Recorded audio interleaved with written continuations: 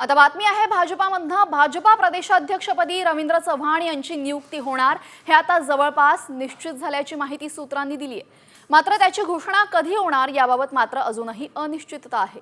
रवींद्र चव्हाणांची नियुक्ती तातडीने होईल की स्थानिक स्वराज्य संस्थांच्या निवडणुकांनंतर याचा निर्णय होईल या संदर्भात अजून कोणतीही माहिती झालेली नाही।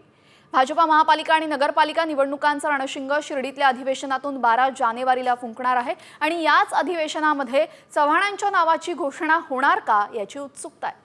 चव्हाण यांना आताच प्रदेशाध्यक्ष केलं तर आगामी पालिका निवडणुकांसाठीची पूर्वतयारी करण्यास त्यांना पुरेसा वेळ मिळेल असंही म्हटलं जातंय। तर बावनकुळेंना पालिका निवडणुकांपर्यंत प्रदेशाध्यक्षपद कायम ठेवावं असाही एक प्रवाह भाजपामध्ये असल्याचं समजतंय। त्यामुळे आता रवींद्र चव्हाण हे भाजपा प्रदेशाध्यक्ष पदावर विराजमान होणार असल्याचं जवळपास निश्चित झालेले। मात्र महापालिका निवडणुकांनंतर की आधी या संदर्भात भाजपामध्येच दोन मतप्रवाह असल्याचं दिसतंय। आगामी 12 जानेवारी रोजी शिर्डीमध्ये भाजपाचं मंथन आहे आणि त्यावेळेस नगरपालिका निवडणुकांसाठी महापालिका निवडणुकांसाठी रणशिंग फुंकलं जाणार आहे आणि तिथेच रवींद्र चव्हाण यांच्या नावाची घोषणा होणार का हे पाहणं महत्त्वाचं ठरेल।